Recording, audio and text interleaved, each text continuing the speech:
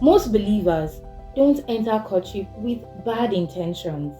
They enter with the wrong foundations. And foundation errors don't show immediately. They show after emotional investment. They show after attachment. They show after time has passed. In fact, they show when it becomes harder to walk away. Today, I want to walk you through 7 mistakes believers keep making in courtships. These are mistakes that are quietly sabotaging what could have been a godly marriage. If you're serious about marriage, this conversation matters to you. Hi everyone. Since everyone is new here, allow me to introduce myself. I am Adesola Akinade, and on this channel we talk about godly relationships, biblical courtships, and kingdom marriage principles. These are not emotionally driven advice, they are foundational truths. So let's begin. I divided these mistakes into 3 categories. In the first, we have foundational errors. In the second, we have discernment errors. And lastly, we have spiritual compromise. Let's start with the first, which is foundational errors. And number one on that list is entering a romantic relationship without marriage commitments. Let's get this straight. Courtship is not dating. Courtship is not dating. And as believers, we court, we don't date. Dating does not come with commitment. Courtship does. Let's see how it goes is a term that is very common with dating. You don't do that in courtship. Better put, courtship is dating with clarity and direction towards marriage. There is marriage in view. If you say you're courting, there is marriage in view. So why should you as a believer allow another believer waste your time? If you're in a relationship and you've not had a serious conversation about marriage, you may want to do that as soon as possible because you should. No one should waste your time. No one should use you as the specimen for experimentation. No one should do that to you, nor should you do that to someone else. So the moment you're in a relationship and there's no marriage in view, the bulk of what you are doing is emotional experimentation and emotional exploration. Better put, you are wasting each other's time. And your time is precious to God. So don't allow anyone waste 10 years of your life, 5 years of your life, a year of your life.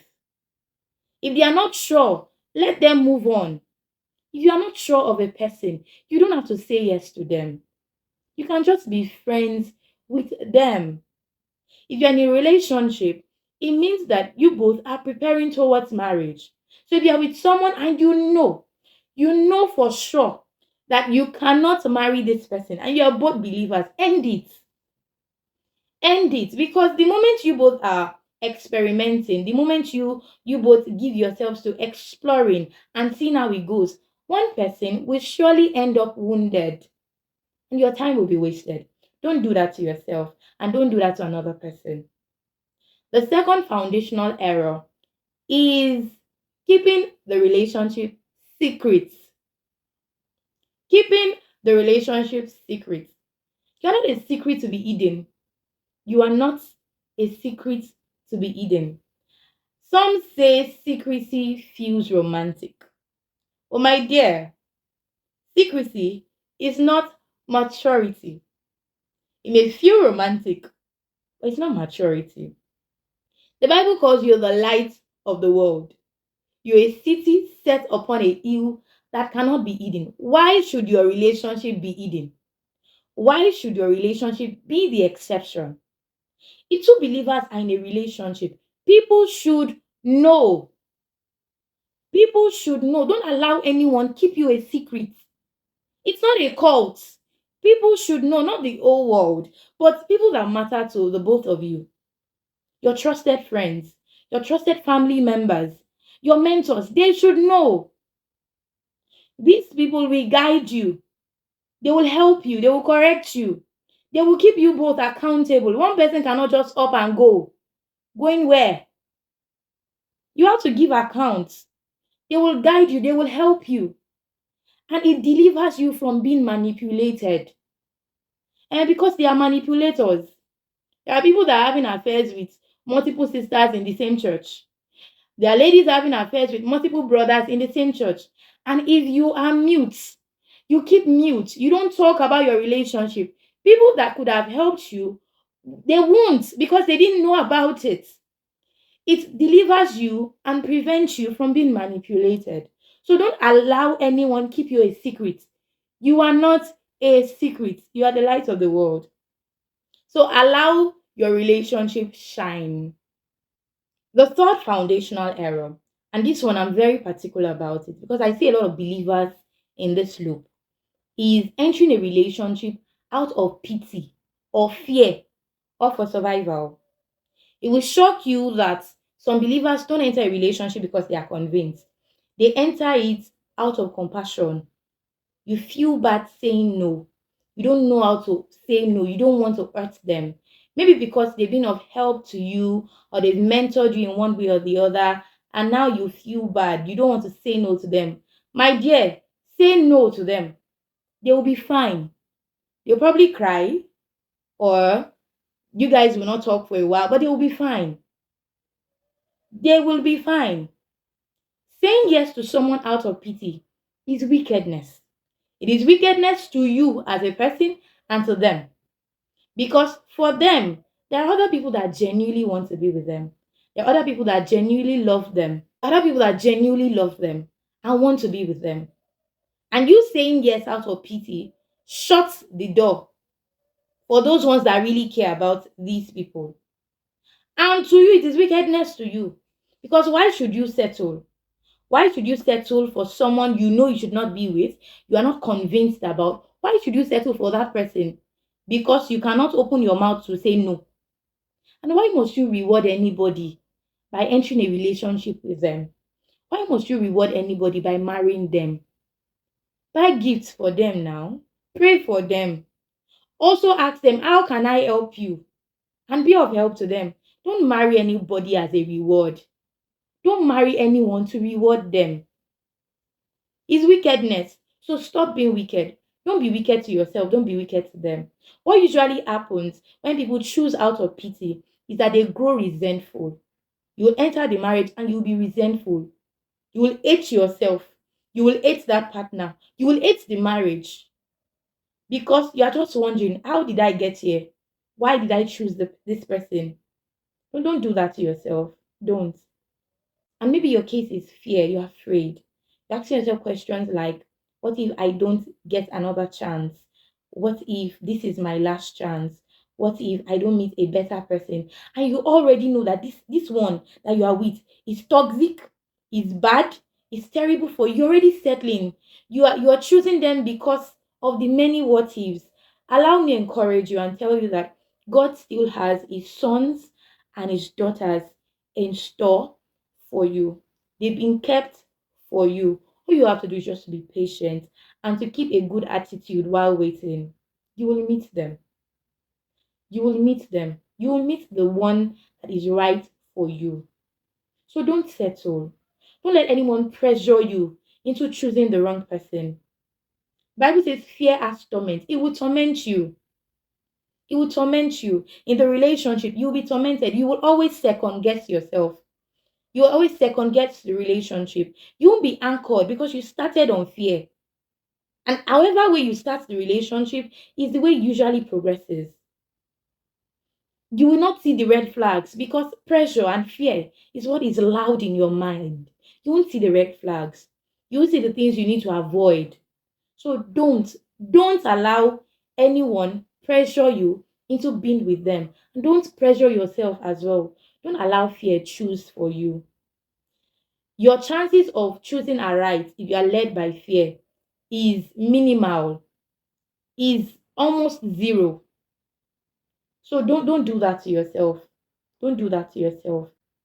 And to every believer entering a relationship for survival, allow me to tell you that you don't fear the Lord. You are wicked. You are wicked to yourself and to the other person. Because this other person probably thinks you like them, you are convinced about them, you genuinely want to be with them, and they don't know that you only see them as an available ATM card. Don't be that kind of believer. Don't be. Don't be wicked. You're also wicked to yourself because just in case this person that has the money is a red flag and a red banner, you will not see it. You will not see it because all you are checking as your own parameter is wealth. And the moment you see wealth and you see money, you jump right into it. You will not see the red flags. You won't see the red banner. You are most likely going to end up with the wrong person because you are not checking the right things. Don't be wicked to yourself. All I'm saying is that fear is not enough reason to enter a relationship. Pity is not reason enough to enter a relationship. Survival is not enough reason to enter a relationship. Get a job, learn a skill, learn things that will help you to be financially stable and financially independent. Don't be wicked to another person. Don't be wicked to yourself as well. Because you know what happens is that the moment you now get to be financially independent, you stop seeing your need for them. You start resenting them and the relationship. So you've been wicked to yourself. You just did not know, or you will not know on time. That's the thing. You're being wicked to yourself. Don't do that. Don't do that. Now, let us move to the second category, and that is the discernment errors. The discernment errors. So, number 4 on our list of mistakes believers often make in courtship is not asking enough questions. Not asking enough questions. I know some believers fall in love with potential, but marriage is built on patterns, not potential. Marriage is built on patterns, it's sustained by patterns, not potential. So ask questions. Ask questions. Ask hard questions. Let me put it like that. Ask hard questions. Ask them about every subject matter you can think of. Know how they think about these things. Don't assume that you know. Ask them questions. What do you think about conflict resolution? What do you think about leadership? How do you manage money? What are your thoughts on family roles? Ask these questions. Don't assume you know. Don't assume you know. You don't want to know the different funny ideas that people have. So you don't enter the marriage and you're wondering who you married. So ask the questions. And the second thing I would say here is observe. Observe. There are some things that they won't say, but if you watch out and you watch for patterns, you will see it. You will see these things. Another thing I would say here is pray for a discerning spirit because there are some things you will not see by the eyes of your flesh. And it takes you being discerning to notice it. But all in all, what you do in courtship is observation. You're observing. Courtship is for observation. If you're not observing in courtship, if you're not paying attention, you're fantasizing. You are living in a fantasy world. Courtship is for observation. You know, they say love is blind. But in courtship, love is intelligent and smart. Love is only allowed to be blind in marriage. In courtship, love is not blind. Love has eyes, love can see. So see with your eyes. Observe. And closely related to this point is the fifth mistake, which is ignoring red flags because you're praying about it. Prayer is good. Prayer is good. And thank God we serve a God that answers prayers. But listen, prayer does not cancel patterns, especially behavioral patterns. If you, as the one who is dealing with it, is not willing to work on it, prayer cannot do anything for you. God is constant. He's our present help in time of need. He's our present help in time of trouble. He's constant. He will help you. But you also have to do your part. So if you are not willing to do your part, if you are stubborn about it, if you refuse to address it, prayer cannot do anything. So don't over spiritualize behavioral issues. Deal with it. Deal with it. This person has issues. This person has anger issues.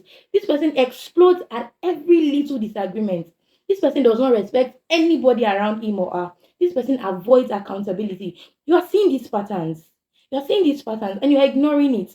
You are saying, oh, we'll pray about it. My dear, you are just piling it up to carry it over into marriage because you will still have to address it. And God bless you is not something that is too problematic. Address it. Don't over spiritualize behavioral issues. Prayer will not solve a thing if the people involved choose to not work on it. It's like praying that God, I want to be rich, and you are refusing to work, you are refusing to be diligent, you are refusing to follow all of the principles for wealth. That's what happens when you over spiritualize behavioral issues. You are refusing to do the work because there's a part, there's something you need to do as well. So if you notice any behavioral issue, any behavioral pattern in your partner, call them and address it.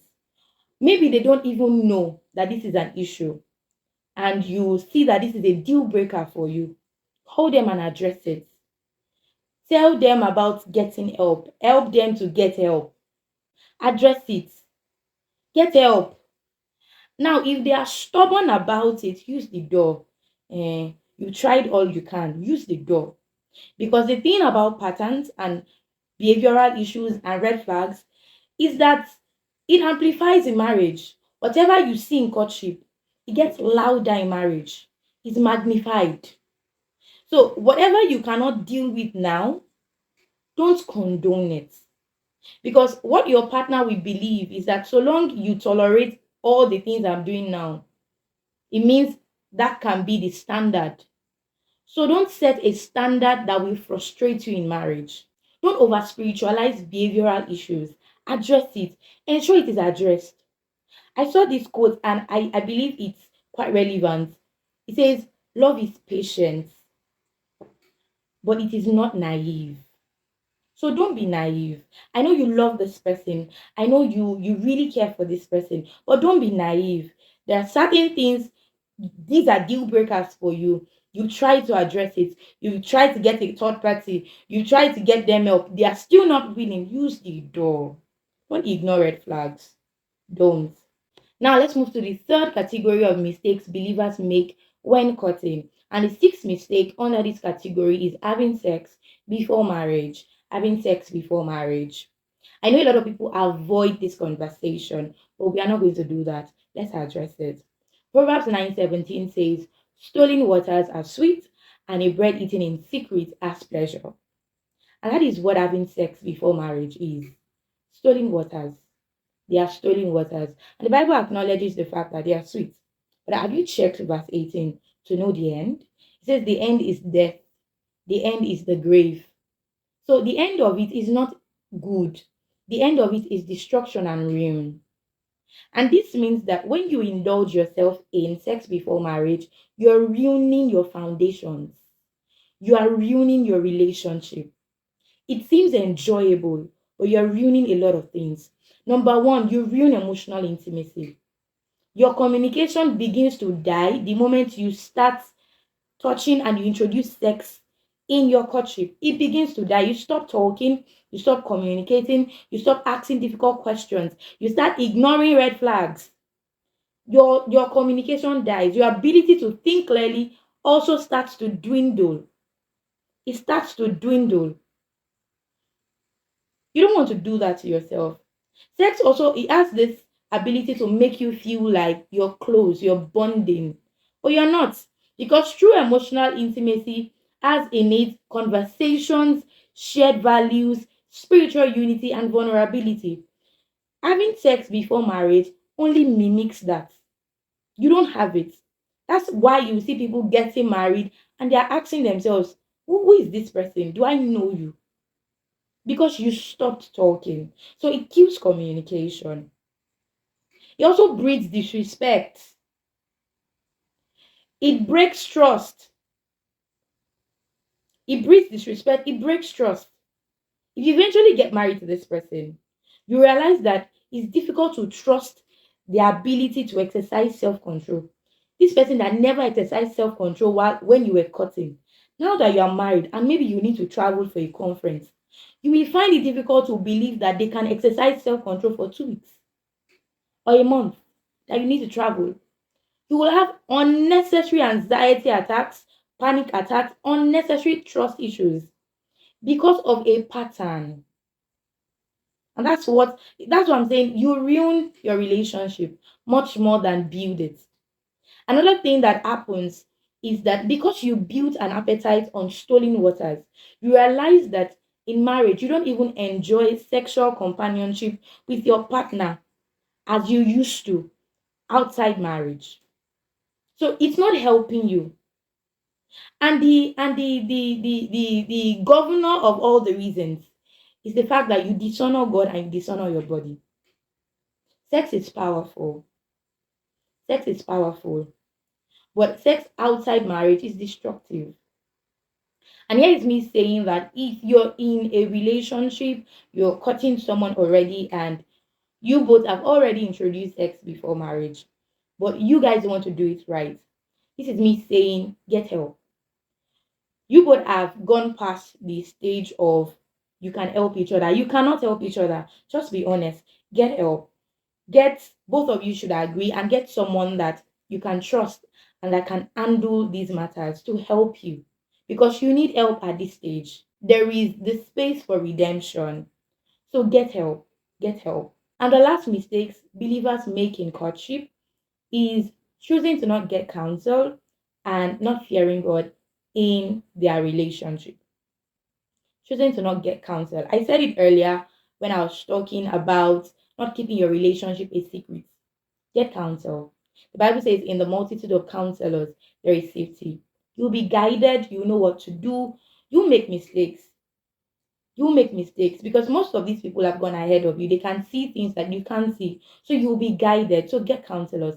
Ensure that you're not walking alone. Ensure that you're not doing the relationship alone. And above all, ensure that your relationship helps you and draws you closer to God. So ask yourself these questions. Does my relationship help me pray more? Or does it help me compromise more? Does it strengthen my walk with God? Or is it weakening my convictions day by day? A godly relationship is meant to draw you closer to God. It's meant to help you love God the more. And if your relationship is not doing any of this, it's time to consider getting out of that relationship, because it's not drawing you closer to God. It's not drawing you closer to God. Summarily, marriage does not fix foundation problems, it magnifies them. If the commitment is unclear now, it will be painful later. If the patterns are not addressed now, they will be louder later. If God is not honored now in your relationship, peace will not suddenly appear later. Courtship is you sowing to reap in marriage. And what you get in marriage is what you've sown in courtship magnified. You get it multiplied. So courtship is that time for you to be intentional. It's not about finding the perfect person, but building something prepared, being intentional about honoring God with your relationships. As we close, if you're serious about doing relationship God's way, this channel is for you. Next week, we'll be having a teaching on what to look out for in courtship before you say yes.